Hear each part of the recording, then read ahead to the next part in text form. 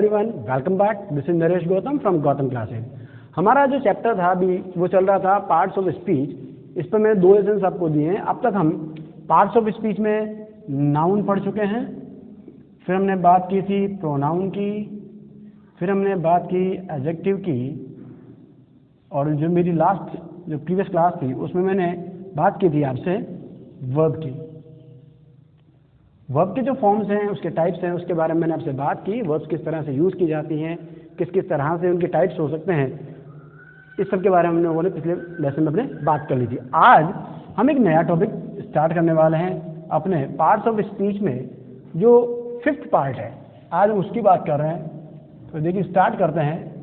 5th है adverb. देखिए अगर हम हिंदी के हिसाब से बात करते हैं तो हिंदी में एडवर्ब का मतलब होता है क्रिया विशेषण, और इसका हम सीधा सीधा अर्थ लेते हैं वे शब्द जो किसी क्रिया की विशेषता बताते हैं। किसी वर्ब को क्वालिफाई करने वाले जो वर्ड्स हैं वो एडवर्ब्स कहलाते हैं। ऐसा हम सिंपली मानते हैं, जनरली ऐसा मानते हैं।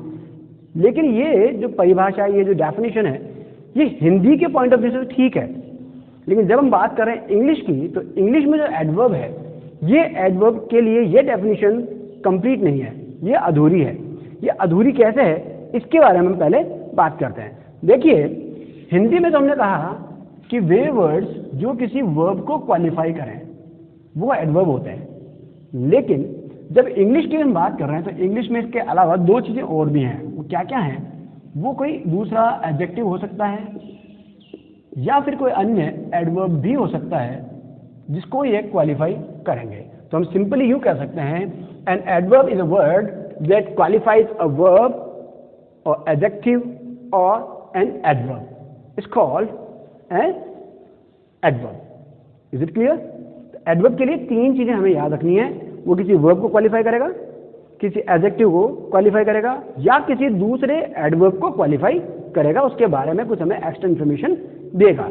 कैसे, जरा देखते हैं। मान लीजिए हम कहें शीला dances well। अब देखिए शीला, डांस एक वर्ब है, हम जानते हैं। शीला इसका सब्जेक्ट है। ओके, अब शीला डांस करती है, लेकिन कैसा करती है? अच्छा करती है। तो यहां हमने यूज किया वेल। तो ये वेल क्या कर रहा है? ये वेल एक्चुअली इस डांस को, जो वर्ब है, उस वर्ब को क्वालिफाई करता है, उसके बारे में एक एक्स्ट्रा इन्फॉर्मेशन देता है। दैट मीन्स ये क्या हो गया हमारे लिए? एडवर्ब। अब किसी के दिमाग में शायद होता है ये आ रहा हो कि मैं यहाँ वेल की जगह गुड़ लगा लूँ। गुड़ माने भी तो अच्छा होता है, वेल माने भी अच्छा होता है, मैं गुड़ लगा लूँ। लेकिन यदि हमने यहाँ गुड़ लगाया तो हमारा सेंटेंस गलत हो जाएगा। उसका रीज़न क्या है? देखिए हम यहाँ विशेषता शीला की नहीं बता रहे हैं, हम शीला के डांस की विशेषता बता रहे हैं। डांस क्या वर्ब है, उसका जो नाचना, जो नृत्य है, वो कला जो है, तो वो वर्ब है। तो उस वर्ब की जब हमें विशेषता बतानी है तो हमें एडवर्ब की जरूरत पड़ेगी। ओके, क्योंकि नाउन और प्रोनाउन की जो विशेषता बताते हैं वो हमारे एडजेक्टिव्स होते हैं। अब गुड क्या है? तो गुड एक्चुअली एक एडजेक्टिव होता है, तो इसलिए यहाँ वेल की जगह हम एडजेक्टिव का यानी गुड का यूज नहीं कर सकते। हमें यहाँ चूंकि वर्ब की विशेषता बतानी है तो हम यहाँ एडवर्ब का ही यूज करेंगे जो कि वेल है। एडजेक्टिव यूज नहीं कर सकते, गुड यूज यहाँ हम नहीं कर सकते। Is it clear? ओके, ये हमारा पहला हुआ जिसमें हमने एक वर्ब को क्वालिफाई किया। वर्ब यहाँ पे हम उसकी विशेषता बता देते हैं। चलिए एक दूसरा हम सेंटेंस लेते हैं। लाइक हमने कहा रोहन रन फास्ट। रोहन दौड़ता है, ये इसका वर्ब हो गया, ये सब्जेक्ट है। अब ये क्या है? ये इस रन की विशेषता है, तो ये क्या हो गया कि एडवर्ब हो गया। क्लियर? ओके, अब मान लीजिए मैं कहूं Ram is a strong boy। अब ये स्ट्रॉन्ग क्या है? देखिए ये बॉय एक नाउन है। नाउन की जो विशेषता बताए, जो हम पहले वाले क्लासेस में पढ़ चुके हैं, तो नाउन की जो विशेषता बताए वो हमारे लिए क्या होता है? एक एडजेक्टिव होता है। ठीक है, यहां तो कोई दिक्कत नहीं है, ये तो एडजेक्टिव है। अब मान लीजिए मैं यूं कहूं कि Ram is a very strong boy, तो ये वेरी क्या कर रहा है? स्ट्रॉन्ग तो इस बॉय की विशेषता बता रहा है, नाउन को क्वालिफाई कर रहा है, इसलिए ये तो एडजेक्टिव हो गया। लेकिन अब ये वेरी क्या कर रहा है? ये वेरी इस एडजेक्टिव को भी क्वालिफाई करता है। मजबूत तो है, दमदार तो है, ताकतवर, लेकिन कैसे? बहुत ज्यादा। तो वेरी जो है इस एडजेक्टिव को क्वालिफाई करता है, दैट मीन्स ये क्या हो गया हमारे लिए, एक एडवर्ब हो गया। ओके, सेकंड थिंग हमारी हो गई, फर्स्ट थिंग थी जो वर्ब को क्वालिफाई करे, सेकंड थिंग जो एडजेक्टिव को क्वालिफाई करे। Okay, now we come to the third point, like we say Sarla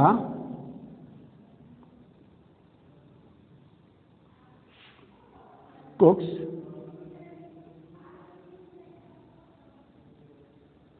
very smartly,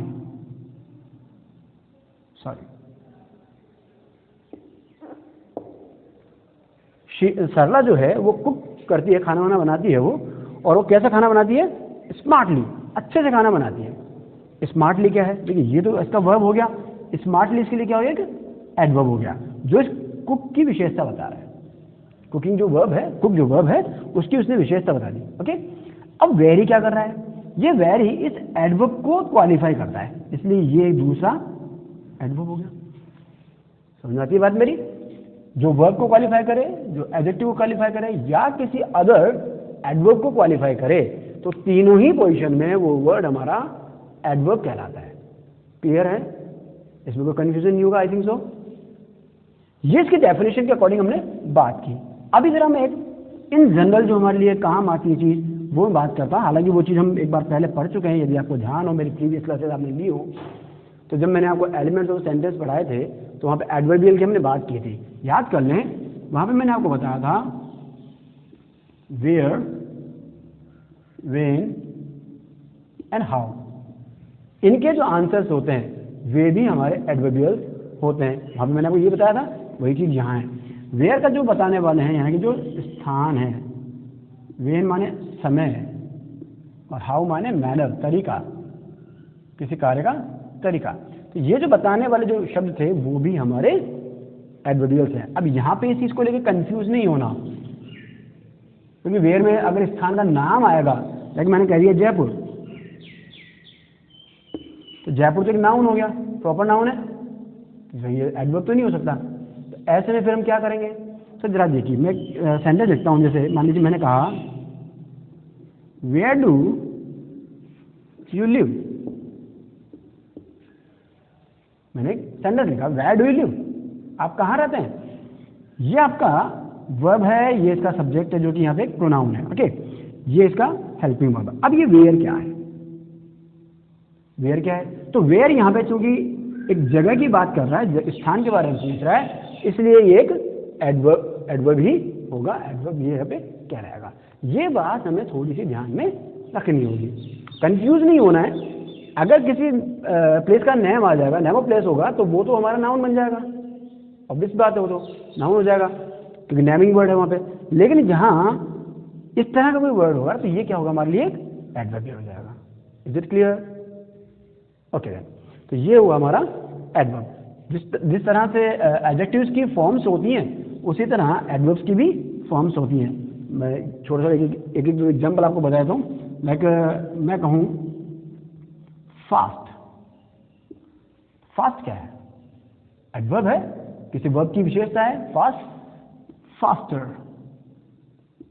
fastest. In the same way slow, slower, slowest, slowest.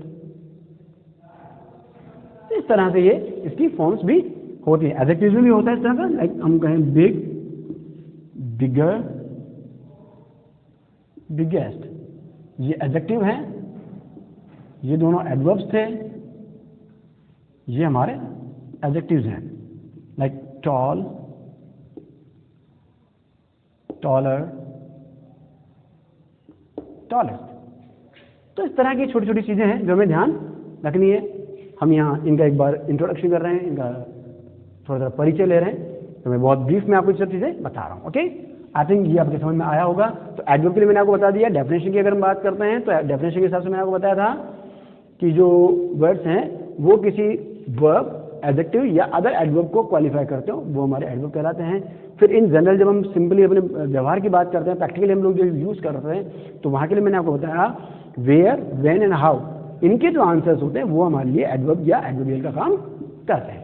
Okay, चलिए, तो ये हमारा हुआ एडवर्ब। हम नेक्स्ट पार्ट पर चलते हैं। अब नेक्स्ट हमारे लिए है the sixth one is connective. इस कनेक्टिव को हम कंजक्शन भी कह सकते हैं। इसे ही हम लिंकिंग वर्ड्स या लिंकिंग डिवाइस भी कह सकते हैं। कुछ भी कह लें, बात वही है, काम एक ही है। एक्चुअली करते क्या हैं? तो देखिए, बड़ा सिंपल सा काम है इनका। कनेक्ट करते हैं। कनेक्ट मीन्स जोड़ना। कंबाइन करते हैं, जोड़ते हैं। किसको जोड़ते हैं? ओके, तो ध्यान कीजिए, कनेक्टिव ये कंजक्शंस जो है हमारे लिए क्या करते हैं, ये किसी वर्ड को जोड़ेंगे,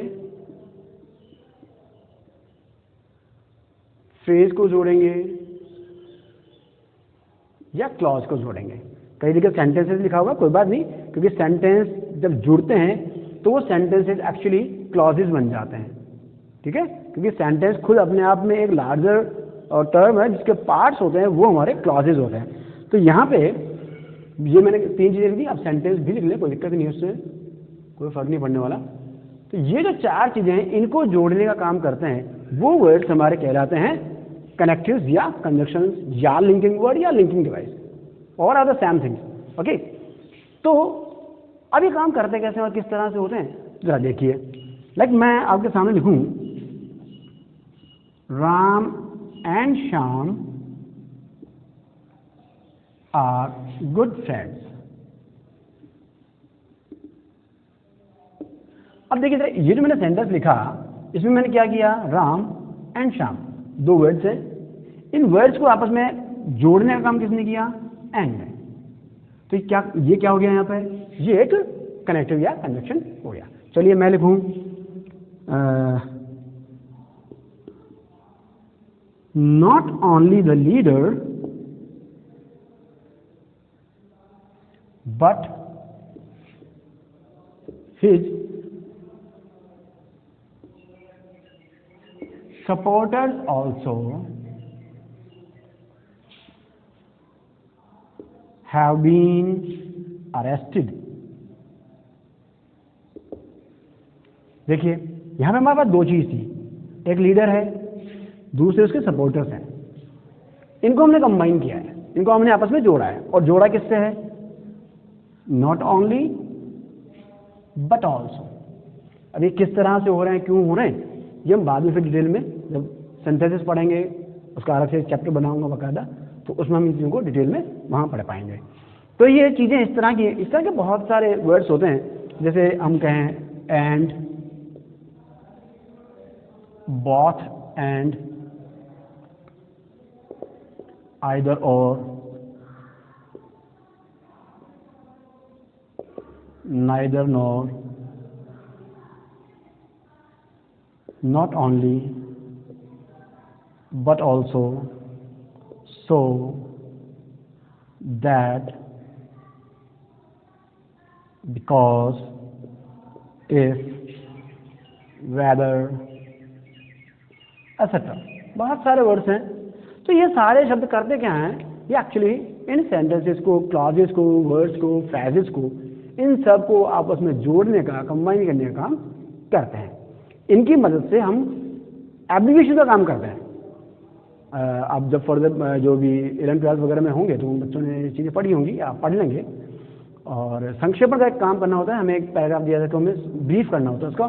तो ब्रीफ नोट जब हम करते हैं तो हम क्या करते हैं कि सेंटेंसेस आपस में जोड़ देते हैं, कंबाइन कर लेते हैं, ताकि वो हमें कम वर्ड्स में हम अपनी ज़्यादा बात कह पाएँ। तो इस तरह के काम में और हमें ये चीज़ें जो कनेक्शंस हैं ये हमारे ये यूजफुल होते हैं। ओके, तो ये हमारे हो गए कनेक्टिव या conjunctions.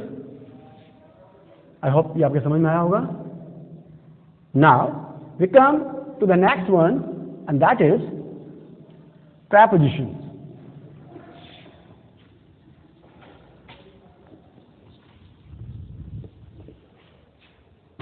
Here comes the next one, that is prepositions। Generally हम लोग इन्हें प्रीपोजिशन कहते हैं, वही शब्द है बस थोड़ा मैं अलग तरह से बोल रहा हूँ उसको एक्चुअली, और मैं नहीं बोल रहा हूँ, ये इंग्लिश बुलवा रही है। यहाँ पे दो शब्द हैं, प्री प्लस पोजिशन। प्री का मतलब होता है पहले, बिफोर। पोजिशन माने स्थिति।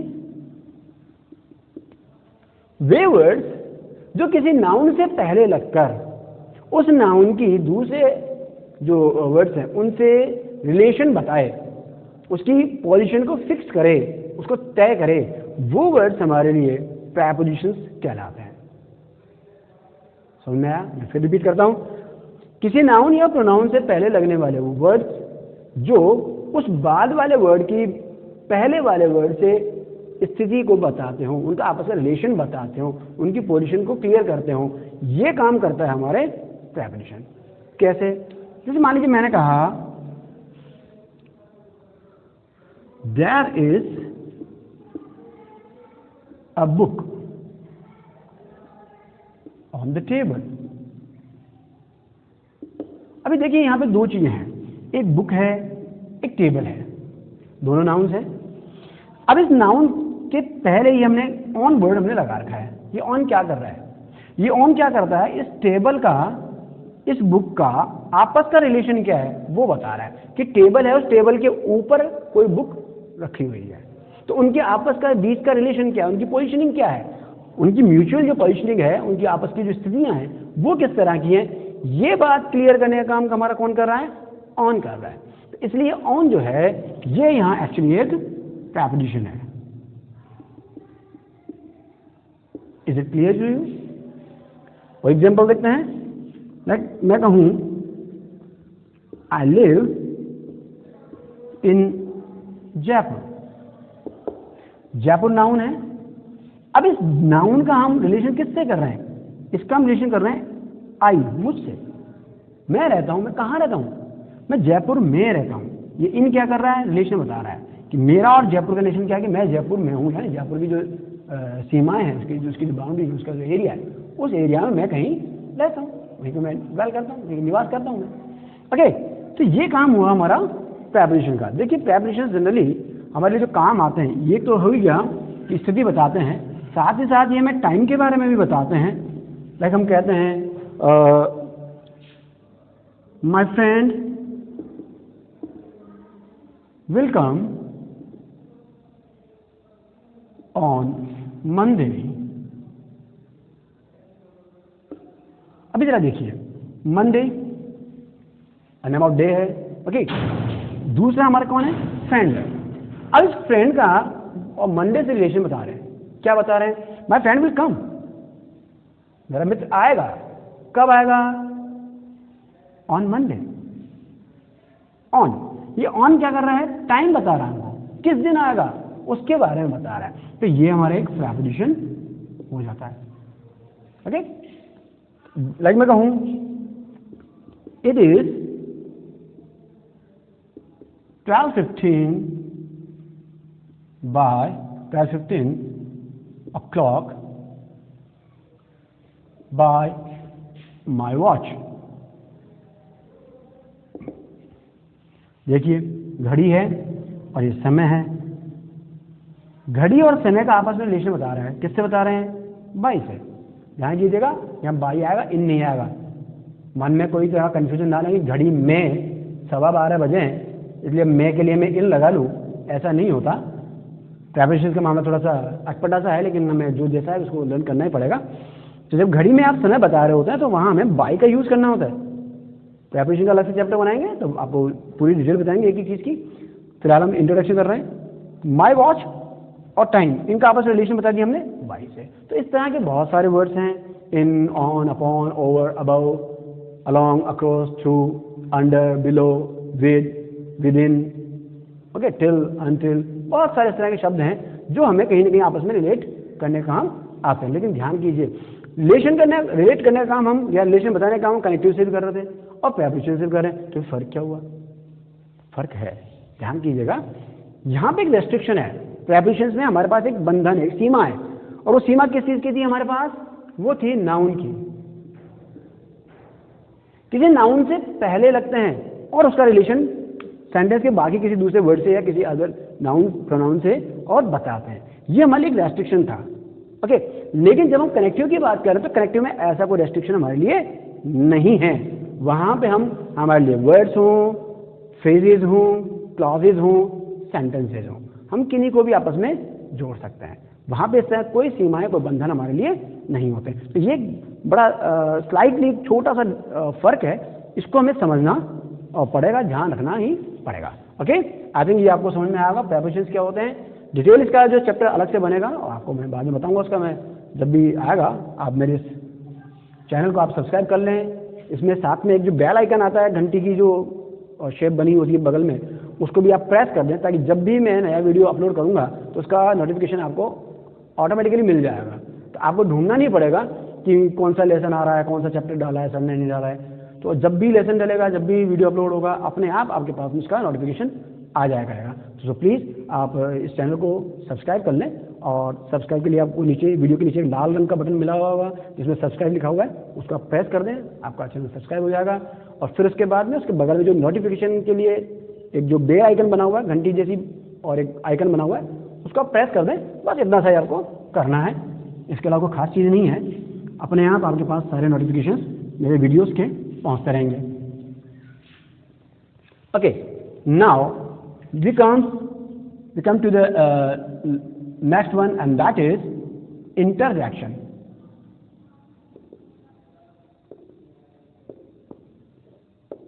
इंटरजेक्शन क्या होता है?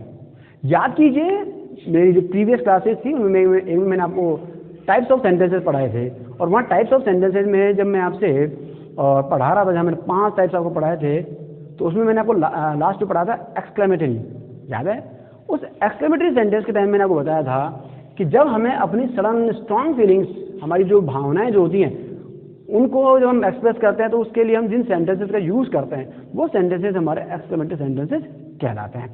उन सेंटेंसेस में अपनी इन फीलिंग्स को एक्सप्रेस करने के लिए, शो करने के लिए हम कुछ वर्ड्स भी यूज़ करते हैं जो कि पर्टिकुलर किसी एक विशेष भाव को व्यक्त करते हैं। लाइक मैं कहूँ ओह,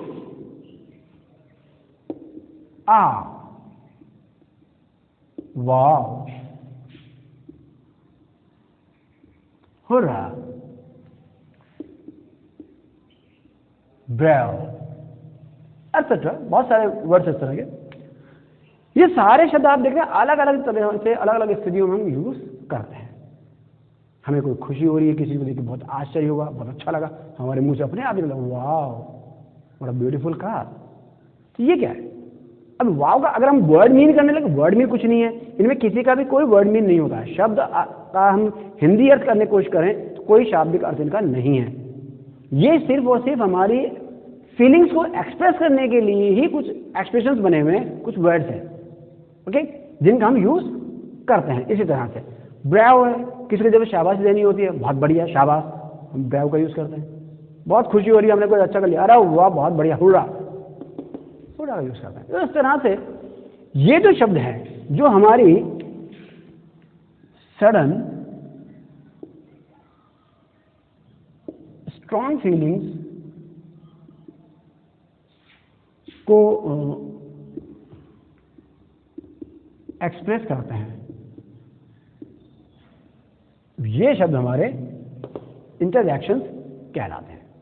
ओके, तो इस तरह से मैंने आपको पार्ट्स ऑफ स्पीच में 8 चीजें अब तक आपको बताई। First, noun, a naming word, then pronoun, a word that can be used in place of a noun. Third, adjective, a word that qualifies a noun और a pronoun, that is adjective. Then verb, verb are the words that tell us about some action or some being or some state, कुछ काम, कुछ घटना का होना या कोई स्थिति का होना, ये बताने वाले वर्ड्स हमारे वर्ब्स होते हैं।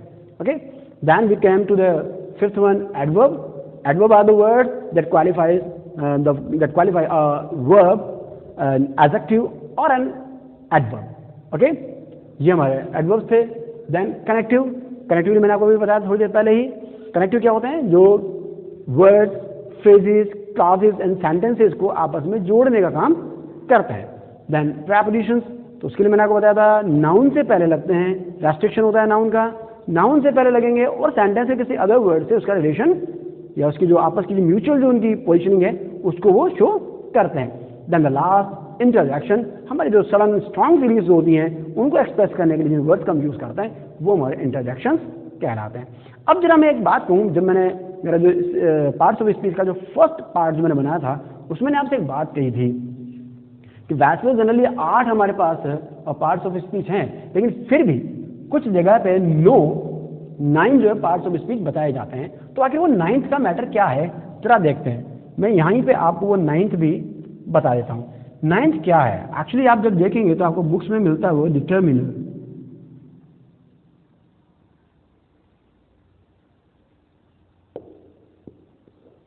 ये डिटर्मिनर क्या होता है? देखिए, एक इंग्लिश में एक वर्ब होती है determine,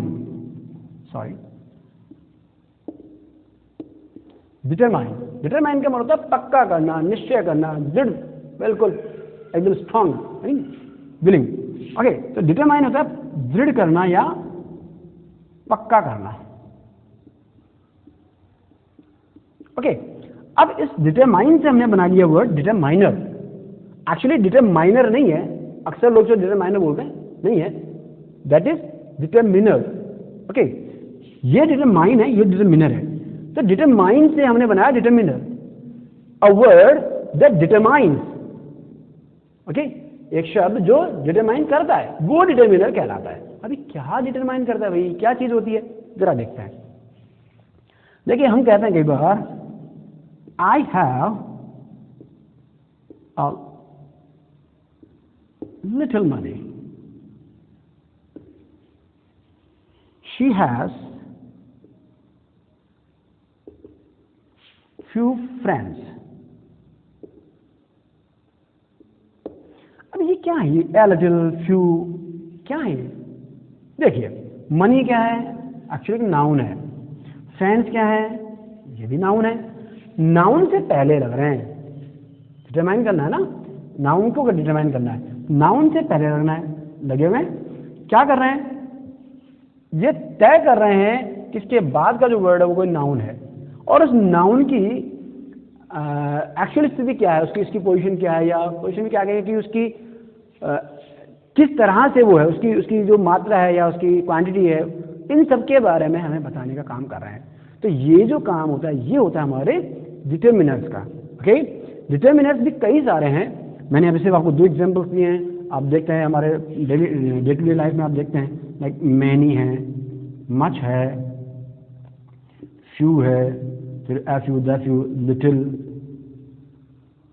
a little, the little, हाँ, इस तरह के बहुत सारे और जो हमारे पास वर्ड्स होते हैं, ये हमारे क्या करते हैं, ये हमारे लिए नाउन को डिटरमाइन करते हैं। यानी आप सिंपली एक चीज याद कर लें, डिटरमिनर क्या होता है कि डिटरमाइन करता है ये किस चीज को, कि इसके जस्ट बाद जो वर्ड आएगा वो नाउन होगा। याद रखें, डिटरमिनर्स नाउन्स के लिए ही यूज किए जाते हैं हमेशा। डिटरमिनर हमेशा नाउन के लिए ही यूज किए जाते हैं। हाँ, नाउन से पहले कोई एडजेक्टिव या एडवर्ब, नाउन से पहले कोई एडजेक्टिव अगर लगा हुआ होगा तो वो अलग चीज है, वो केवल उस नाउन को क्वालिफाई करने के लिए आ रहा है, लेकिन डिटरमिनर जो है ये उस नाउन के अकॉर्डिंग ही लगेगा, ये हमें ध्यान रखना है। ओके, अब हम जो बात करते बोले साहब आपने सब कुछ पढ़ा लिया, आर्टिकल तो कहीं आया ही नहीं। तो ये जो आर्टिकल्स हैं, जो ए एंड डी हम पढ़ते हैं बचपन से जो पढ़ते आ रहे हैं, ये एक्चुअली आर्टिकल्स क्या हैं, ये एंड डी क्या है, आर्टिकल्स हैं, और ये आर्टिकल्स भी बेसिकली पार्ट किसका है, डिटरमिनर्स का ही है। आर्टिकल्स भी बेसिकली क्या है, डिटरमिनर ही हैं। तो फिर से बोले जब अगर डिटरमिनर अलग से है तो फिर इसको आपने पढ़ाया क्यों नहीं 8 में? तो अब ध्यान कीजिए, कंफ्यूज नहीं होना है, बिल्कुल क्लियर है चीजें, एकदम साफ साफ रखिए, कहीं कोई कंफ्यूज नहीं होना। मैंने आपको बताया डिटरमिनर क्या करता है, नाउन से पहले लगता है, ये बताया ना, डिटरमिनर क्या करता है, किसी नाउन से पहले लगता है। ओके, जो मेरा फर्स्ट लेसन था उसमें मैंने एडजेक्टिव के बारे में बताया था, तब भी मैंने ये बताया था एडजेक्टिव क्या करता है, नाउन से पहले लगता है और नाउन को क्वालिफाई करता है। डिटरमिनर भी क्या कर रहा है, नाउन से पहले लग रहा है, नाउन को डिटरमाइन कर रहा है। तो एक्चुअली कर क्या रहा है ये, उस नाउन को ही तो फिक्स कर रहा है, उस नाउन के बारे में ही तो इन्फॉर्मेशन दे रहा है, उस नाउन को ही तो क्वालिफाई कर रहा है, और जो नाउन को क्वालिफाई करे वो क्या होता है, एडजेक्टिव होता है। तो इसलिए अल्टीमेट थिंग जो है वो ये है कि जो हमारे डिटर्मिनर्स हैं बेसिकली ये सारे के सारे एडजेक्टिव्स ही हैं।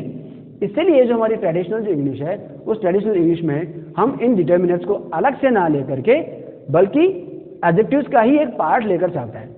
मॉडर्न ग्रामर ने इनको अलग से और पार्ट बना कर रख दिया है। बात वही है, पढ़नी चीज़ें वही हैं, कोई अलग से कुछ आना नहीं है। तो इस तरह से हमारा ये पार्ट्स ऑफ स्पीच का जो चैप्टर था, जो हमारा लेसन था, इसका एक ब्रीफ इंट्रोडक्शन मैंने आपको यहाँ पे दिया है। अब ये जो आपने जो इसके अलग अलग पार्ट्स पढ़े इन सभी के अलग से बकायदा सभी के अलग अलग लेसन्स बनेंगे और वो टाइमली आपके पास में आते रहेंगे। जो मैंने बीच में कहा था फिर एक बार रिपीट कर देता हूँ, अगर आपको मेरा लेसन अच्छा लगा हो, मेरी टीचिंग अच्छी लगी हो तो प्लीज़ मेरे इस चैनल को लाइक कीजिए, सब्सक्राइब कीजिए और इसके साथ में जो बेल आइकन है वो आप प्रेस कर दीजिए ताकि मेरे इसके नोटिफिकेशन जब भी कोई नया वीडियो अपलोड होगा आपके पास में पहुंच जाएंगे। इस तरह से बस आप अपना सहयोग मुझे देते रहिए और मेरी हेल्प कीजिए मेरे चैनल को आगे बढ़ाने में। Okay, thank you.